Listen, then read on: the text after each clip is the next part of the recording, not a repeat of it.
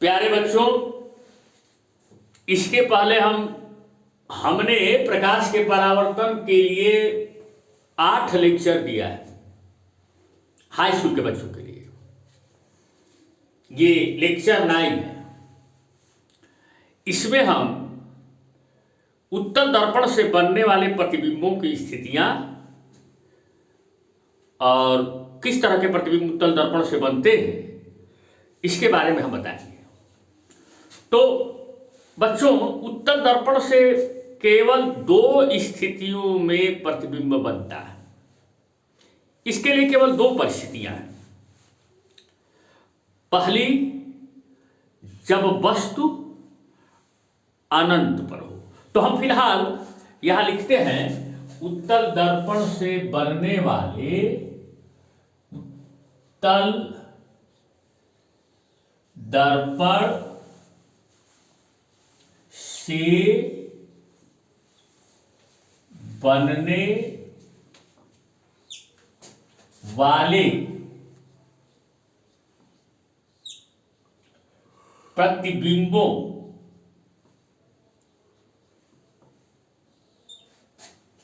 की स्थितियां।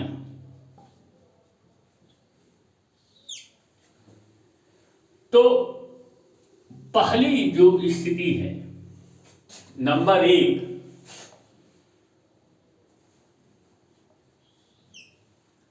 जब वस्तु अनंत पर है।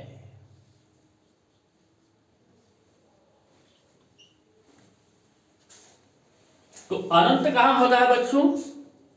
जहां से आने वाली किरणें आपस में समांतर आती हैं। जैसे मान कोई वस्तु है, बहुत दूर है, और वहां से आने वाली किरणें आपस में समांतर आ रही, ऐसे। अब वस्तु को तो हम हटा नहीं सकते, वस्तु तो जहां है वहीं रहेगी। अब हम उत्तल दर्पण को कुछ इस तरह से रखें, ऐसे कि उत्तल दर्पण की जो मुख्य अक्ष है, ये उत्तल दर्पण की मुख्य अक्ष, ये इन किरणों के समांतर पड़ जाए। जब उत्तल दर्पण की मुख्य अक्ष भी इन किरणों के समांतर पड़ जाएगी, तो एक तो ये आपस में समांतर हैं, और जब उत्तल दर्पण को आप रखेंगे कुछ इस तरह से रखेंगे कि उत्तल दर्पण की जो मुख्य अक्ष है, ये मुख्य अक्ष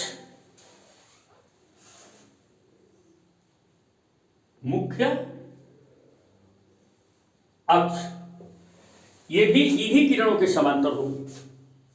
तो अब उत्तल दर्पण को हमको ऐसे रखना है ताकि उत्तल दर्पण की मुख्य अक्ष इन आपस में समांतर आने वाली किरणों के समांतर हो जाए, क्योंकि अनंत वह स्थान है जहां से आने वाली किरणें आपस में समांतर ही आती हैं।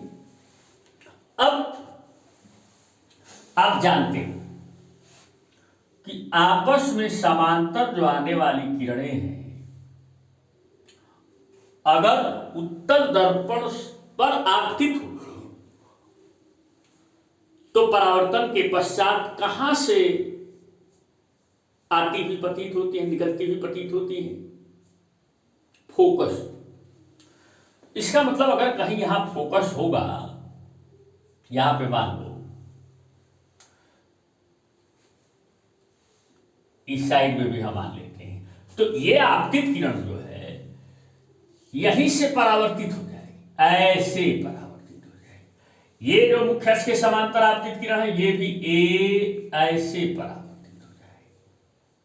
लेकिन यहां अगर ऑब्जर्वर की आंख है, दृष्टा माने जो देखता है, तो उसकी अगर यहां पे आंख है या यहां मान लो उसकी आंख है, अरे केवल आंख थोड़े होगी, वो देखने वाले आदमी होगा और उसकी आंख भी होगी, तो हमको आंख से मतलब है तो हमने आंख बना दिया। यहां भी आंख है, यहां से देख रहा है या यहां से देख रहा है, तो इसको क्या लगा कि ये जो सारी किरणें हैं, ये जो आपतित किरणें, जितने भी आपतित किरणें हैं जो मुख्य अक्ष के समांतर आपतित किरणें हैं और आपस में भी समांतर हैं, ये सभी फोकस से आती हुई प्रतीत हो रही। इधर से देखेगा तो लगेगा कि यहां से फोकस से आ रही, इधर से देखेगा तब भी लगेगा उसको कि फोकस से आ रही। तो प्रतिबिंब कहां बनेगा? प्रतिबिंब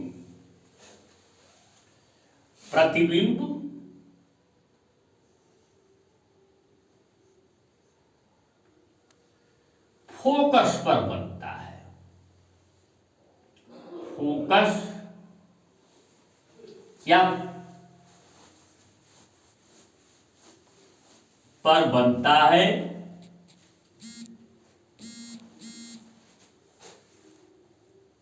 कैसा होता है? सीधा होता है।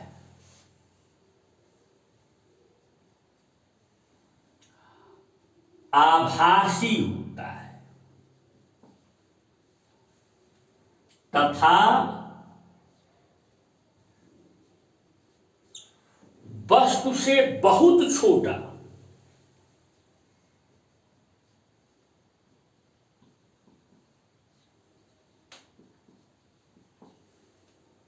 लगभग बिंदु के आकार का बनता है। बिंदु के आकार का बनता है। यानी दो बातें हमें ध्यान रखनी कि अनंत से आने वाली किरणें आपस में समांतर होती हैं, ऐसे भी जा सकती हैं, ऐसे भी जा सकती हैं। हमने क्या किया कि उत्तल दर्पण को इस प्रकार रखा कि उत्तल दर्पण की मुख्य अक्ष इन आने वाली आपस में समांतर किरणों के समांतर हो जाए। ऐसे हम रखेंगे, ऐसे रखते तो नहीं होता। तो उत्तल दर्पण की मुख्य अक्ष और ये आने वाली किरणें सभी आपस में समांतर हैं। तो आप जानते हो उत्तल दर्पण के बारे में आपने सुना है कि उत्तल दर्पण के मुख्य अक्ष के समांतर आपतित किरणें उत्तल दर्पण से परावर्तन के पश्चात फोकस से आती हुई प्रतीत होती हैं। तो प्रतिबिंब फोकस पर बनेगा। अब दूसरा सवाल है कि बिंदु के आकार का बनेगा। यहां अगर बिंदु के आकार का बन रहा है तो कैसे हमें पता चलेगा कि सीधा है कि उल्टा है? वस्तु के सापेक्ष सीधा है कि उल्टा है? वस्तु हमें इधर दिखाया नहीं है बच्चों, वस्तु होगी, ये सवाल है। तो देखो बच्चों, सीधा प्रतिबिंब जो होता है वो कभी भी पर्दे पे नहीं आता, और जो पर्दे पे नहीं आता वो वास्तविक नहीं होता, वो आभासी होता है। तो अगर यहां पे आप पर्दा रखोगे फोकस पर कि इस पे यहां पे बनने वाला प्रतिबिंब आ जाए तो वो उस पर्दे पे नहीं आएगा। इसका मतलब कि वस्तु के सापेक्ष ये जो प्रतिबिंब बना हुआ है पर्दे पे नहीं आ रहा है, यानी वो वस्तु के सापेक्ष सीधा है और पर्दे पे नहीं आने की वजह से आभासी भी है, वर्चुअल है और वस्तु से छोटा है, लगभग बिंदु के आकार का फोकस पे बनता है। अब दूसरी कंडीशन क्या है बच्चों? दूसरी कंडीशन ये है, दूसरा, जब वस्तु अनंत और उत्तल दर्पण के ध्रुव के बीच कहीं भी हो,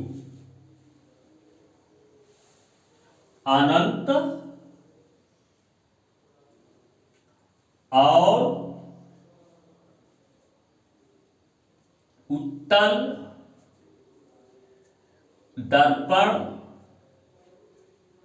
के बीच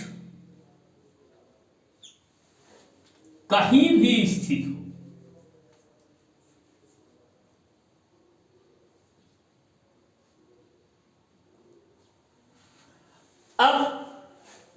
अब मान लो यहां पर बच्चों की एक उत्तल दर्पण है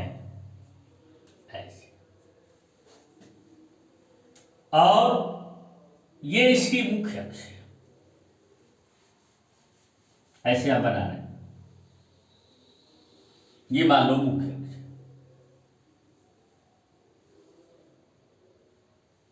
है। ऐसे हमने मान लिया, ये उत्तल दर्पण और ये इसका ध्रुव है उत्तल दर्पण का। और ध्रुव से जितनी दूरी पर फोकस होता है या उससे उतनी ही दूरी पर वक्रता केंद्र होता है। तो अंदाज पे हम यहां बना दे रहे हैं, यहां पे वक्रता केंद्र मान ले रहे हैं सी।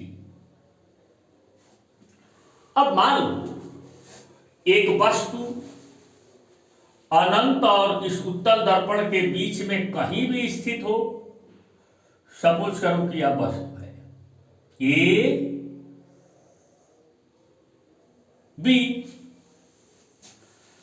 तो अब तो अनंत पर वस्तु नहीं है, तो किरणें जो आएंगी इधर उधर जाएगी, आपस में समांतर तो होगी नहीं। तो ये जो वस्तु है इसके हेड से, इसके शीर्ष से कोई न कोई किरण तो ऐसी जा रही होगी जो मुख्य अक्ष के समांतर हो। तो ये जो मुख्य अक्ष है, मान लो कोई न कोई किरण ऐसी होगी जो मुख्य अक्ष के समांतर हो। हमें इस किरण के बारे में पता है कि ये किरण जो है परावर्तन के पश्चात ऐसे निकल जाएगी। अब पीछे बढ़ाने पर ये फोकस से आती हुई प्रतीत होगी। जैसे यहां पे देखें तो ये किरण तो फोकस से आती हुई प्रतीत होती है। ये मान दूसरी एक बात और है कि अगर एक और किरण मान लो, कोई न कोई किरण तो बिंदु ए से चलने वाली, ये जो वस्तु है, वस्तु का जो सिर है बिंदु ए, तो बिंदु ए से चलने वाली कोई न कोई किरण तो ऐसी होगी ही जो वक्रता केंद्र की सीध में जा रही होगी। तो वक्रता केंद्र की सीध में अगर कोई किरण ऐसे जा रही थी यहां पे,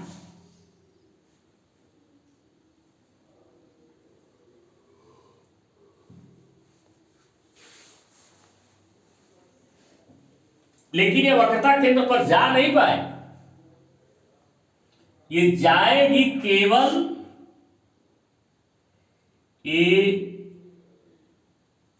यहीं तक। अगर ये उत्तल दर्पण सामने नहीं आया होता तो ये वक्रता केंद्र पर जाती, लेकिन उत्तल दर्पण सामने आ गया इसलिए वक्रता केंद्र पर नहीं जाएगी। लेकिन हमें पता है कि वक्रता केंद्र की सीध में जाती हुई प्रतीत होने वाली किरण उत्तल दर्पण से परावर्तन के पश्चात पुनः अपने प्रारंभिक मार्ग पर वापस आ जाती है। तो यहां से यहां तक जाएगी और यहीं से ये वापस आ जाएगी। अब इसको भी हमने पीछे बढ़ाया बच्चों, देखो ये किरण गई नहीं है, वक्रता केंद्र की सीध में जाती हुई प्रतीत हो रही थी। ये किरण भी यहीं से रिटर्न हो गई जो मुख्य अक्ष के समांतर थी, इसको भी पीछे बढ़ाने पर जैसे लग रहा है कि फोकस से आ रही। ये दोनों आभासी किरण है। यहां के बाद तो ये किरण और इधर जो गया हुआ पोर्शन है ये सब आभासी है। यह हमने यहां कोई किरण गई नहीं है, वक्रता केंद्र की सीध में जा रही थी लेकिन गई तो है नहीं, और ये फोकस की सीध में ऐसे निकल गई, ये फोकस पर गई तो है नहीं। ये दोनों किरणें यहां पे काटती रही, ये दोनों किरणें आभासी। तो बिंदु ए का जो प्रतिबिंब है यहीं पे बनेगा ए डैश। तो हमने यहां पर केवल एक बिंदु ए का प्रतिबिंब प्राप्त किया है, ए डैश बनेगा। अब उसी बेस पे हम अनुमान कर लेंगे कि इसको पीछे बढ़ा देंगे, ए प्रतिबिंब जो है ए डैश बी डैश बनता है। ये वस्तु के सापेक्ष यह प्रतिबिंब कैसा है बच्चों? सीधा है। मुख्य अक्ष के ऊपर वस्तु भी है और मुख्य अक्ष के ऊपर प्रतिबिंब भी है। और ये प्रतिबिंब कहां है? ध्रुव और फोकस के बीच में है। तो आपने देखा कि प्रतिबिंब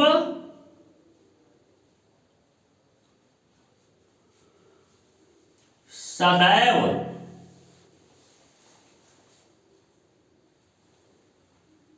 दर्पण के ध्रुव P और फोकस F के बीच बनता है। कैसा होता है? सीधा होता है, वस्तु के सापेक्ष सीधा है, सीधा। सीधा होगा तो एक पर्दा पर तो आएगा नहीं, आभासी, पर्दा पर नहीं आएगा तो आभासी होगा। अब वस्तु के सापेक्ष यह छोटा होगा तथा छोटा बनता है। अब सवाल यह है कि कहीं भी वस्तु हो अनंत को छोड़ करके तो ध्रुव और फोकस के बीच ही बनेगा, सीधा बनेगा, आभासी बनेगा और वस्तु से छोटा बनेगा। तो अगर उत्तल दर्पण के सामने ढेर सारी वस्तुएं भी हों तो उन सबका प्रतिबिंब उत्तल दर्पण के ध्रुव और फोकस के बीच में ही बनता है और हमेशा सीधा बनता है।